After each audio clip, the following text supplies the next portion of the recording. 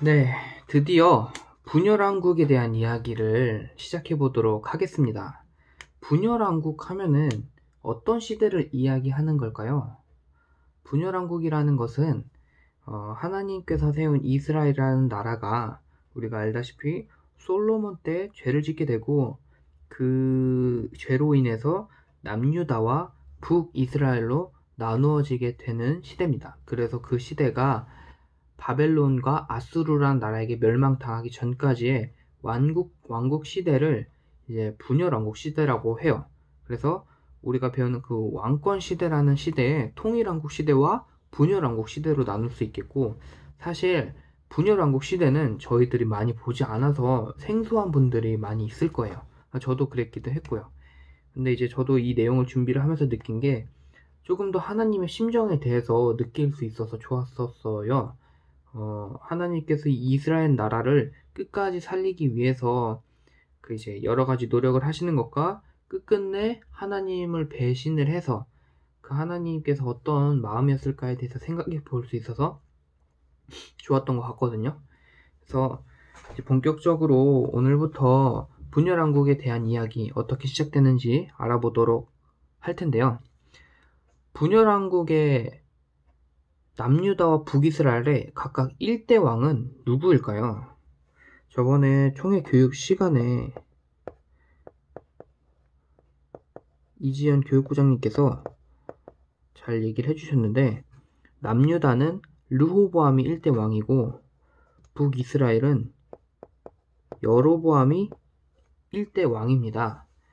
근데 이 르호보암이라는 왕은 누구고 여로보암이라는 왕은 누군가, 어떻게 남유다와 북이스라엘의 왕이 될 수 있었을까 알아보겠습니다. 이제 솔로몬이 살아있을 때의 이야기로 올라가면은 여로보암은 솔로몬의 신하였거든요. 근데 어느 날 솔로몬이 죄를 짓고 나서 하나님께서 솔로몬에게서 이 나라를 빼앗아야겠다라고 계획을 하시고 선지자 아히야라는 사람을 통해서 계획을 하시고 여로보암에게 나타나서 열 지파를 너에게 주겠다고 예언을 합니다. 하지만 한 지파는 내가 다윗을 생각해서 한 지파만 남겨주겠다라고 이야기를 하거든요. 근데 그 여로보암이 그 이제 예언을 아히야로부터 듣고 나서 솔로몬이 그 사실을 알게 돼서 여로보암을 죽이려고 하거든요. 그래서 여로보암이 애굽이라는 나라로 도망갔다가 솔로몬이 죽고 나서 다시 돌아오게 됩니다. 그래서 솔로몬은 죽고 나서 자신의 후계자로 자신의 아들인 르호보암을 왕으로 세웁니다. 그래서 사실상으로는 원래대로면은 르호보암이 이스라엘의 4대 왕이 돼야 하는 게 맞겠죠. 하지만 하나님께서 이 선지자 아히야로 하신 말씀을 이루기 위해서 어떤 사건이 일어나게 되냐면, 백성들이 르호보암이 왕이 되고 나서 건의를 하게 돼요. 그래서 자신들이 너무 고역 때문에 힘들다, 하나님의 성전 짓는다, 이스라엘 궁전 짓는다, 고역 좀 줄여달라라고 건의를 하게 됩니다. 이때 두 파로 나뉘게 되거든요. 고역을 줄여줘서 백성들의 말에 귀를 기울여야 된다라는 좀 뭔가 나이가 많으신 분들의 그런 파와, 젊은 파들은 채찍으로 다스려야 된다 이렇게 얘기를 하는 거예요.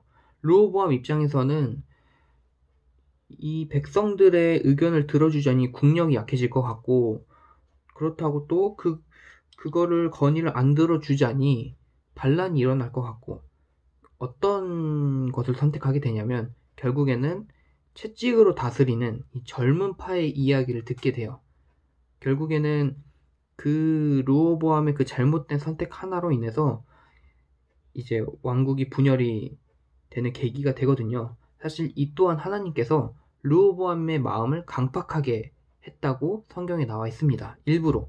왜냐면은 하나님께서 아까 말씀하신 것처럼 여로보암에게 이제 그 솔로몬에게서 빼앗아서 여로보암에게 이 열 지파를 주기로 예언을 하셨기 때문이었죠. 이 때문에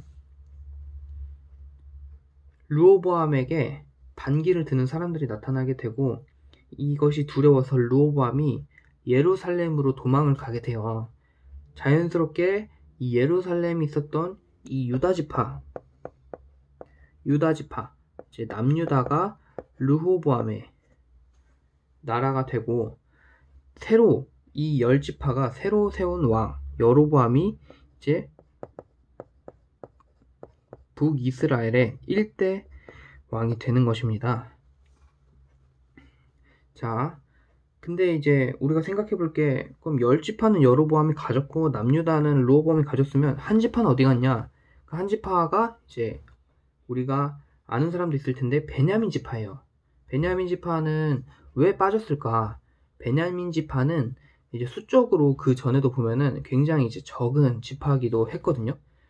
그리고 이제 그 지파 전체가 남유다에 속했다, 북이스라엘에 속했다 보기 어렵기 때문에 지파 자체가 이제 어떤 나라에 속하게 됐다라고 보진 않습니다.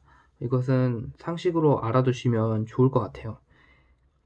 자, 그러면은 이렇게 여로보암이 북이스라엘의 나라의 왕이 됐어요. 그럼 하나님의 말씀을 따라서 하나님을 잘 믿는 그런 지파가 돼야 되는데, 여로보암이 생각했을 때 이 이스라엘이라는 나라는 하나님을 섬기는 나라잖아요. 일반적으로 이 북이스라엘로 갈라졌다고 해도. 근데 하나님께서 하신 명령 중에 하나가 이 절기를 지키는 것은 이제 절대적으로 이때 당시 중요했었단 말이에요. 그러니까 이 절기를 지키기 위해서 예루살렘에 있는 남유다로 넘어갈 것 같은 거예요. 여로보암이 생각했을 때. 그래서 이러면은 백성들이 계속 그쪽으로 넘어가면 안 되니까 금송아지를 세우게 돼요. 금송아지. 이게 바로 이제 여로보암이 왕이 돼서 왕이 되자마자 한 일입니다. 그러니까 하나님의 말씀을 왕이 되자마자 어기게 된 거죠. 그래서 더 이상 이 남유다, 저 예루살렘에 가서 하나님께 제사를 드리지 않아도 된다, 이렇게 이야기를 하고, 이제 자기 멋대로 이제 그 제단을 만들고, 그 제단에서 이제 제사를 할 제사장들을 뽑고, 이제 원래는 그것도 레위 지파로 해야 되는데 그냥 다 자기 멋대로 다 한 거예요. 그래서 이 때문에 몇 명은 이제 레위 지파, 몇 명은 이제 남유다로 넘어가게 되는 거거든요. 어쨌든 이 사건으로 인해서 결국에는 이 여로보암도 배도의 길을 걷게 되고, 이 선지자를 통해서 책망도 합니다. 그래서 한 번은 정말로 그 선지자를 통해서 그 너네들이 세운 재단이 무너질 거다라는 예언과 함께 이적과 기적도 보이기도 하고요. 나중에는 그 여로보암에게 직접 너의 자식들 다 죽을 거다, 다 그것도 무덤에 들어가지 못하고 처참하게 죽을 것이다, 이런 예언까지 하게 되는 거예요. 그래서 그 예언도 나중에 이제 이루어진 때 설명 다시 드리도록 할게요. 그래서 이 남유다 북이스라엘로 갈라지고 나서 이 두 나라가 끊임없이 싸우게 되는데, 이 르호보암, 그럼 남유다는 어땠냐? 남유다는 하나님을 잘 섬겼냐? 하지만 성경에는 아쉽게도 남유다도 이 르호보암도 그 아비의 죄, 솔로몬의 죄를 그대로 행했다고 합니다. 근데 이제 처음에는 이 북이스라엘에서 하나님을 섬기기 위해서 넘어온 레위지파, 이제 레위 자손들이 넘어오면서 한 3년 동안은 좀 하나님을 열심히 잘 섬겼다고 하거든요. 하지만 그 이후로는 또 이제 우상신을 섬기는 그런 행동을 통해서 결국에는 이제 이 두 나라가 다 하나님으로부터 이제 배도의 길을 걷게 되는 것입니다.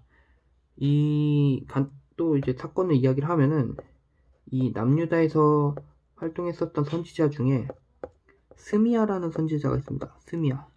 이 스미야라는 선지자를 통해서 이제 너네들이 계속해서 죄를 짓고 있으니까 하나님께서 이 애굽이라는 나라를 통해서 너네를 치게 될 것이다, 이야기를 해요. 근데 이때 르호보암이 좀 회개를 하거든요.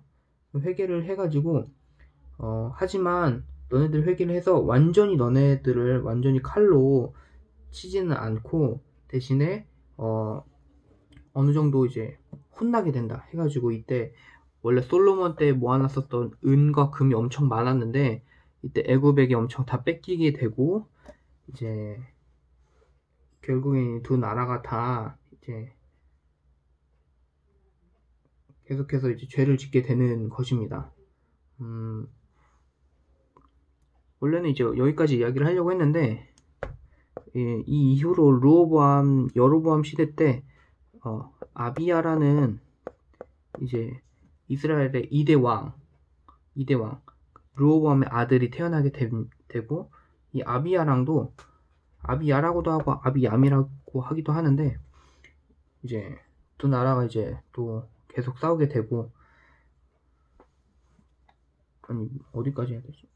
어쨌든 오늘은 여기까지 할게요.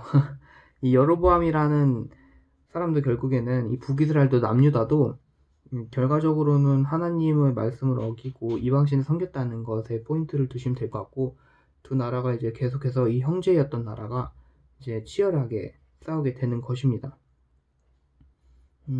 또 하나 더 이야기를 하면은, 이건 상식인데, 이 열왕기상이다 역대하다 이 두 이야기가 동시대를 설명을 하고 있어요. 근데 조금 차이가 있거든요. 열왕기상 같은 경우에는 좀 북이스라엘이란 나라에 초점이 맞춰져 있고, 역대하 같은 경우에는 이 다윗의 혈통을 섬기는 유다 지파에 좀 초점이 맞추어져 있습니다. 이런 거 참고하시고 나중에 직접 한번 읽어보시면은 도움이 많이 될 거예요. 제가 많이 좀 생략을 하긴 했지만, 우리가 이제 또 앞으로도 계속 점점 알아가면서 두 나라가 얼마나 하나님께 악행을 저지른 나라였는지에 대해서 보면서 하나님의 심정에 대해서 깨달아 가셨으면 좋겠습니다.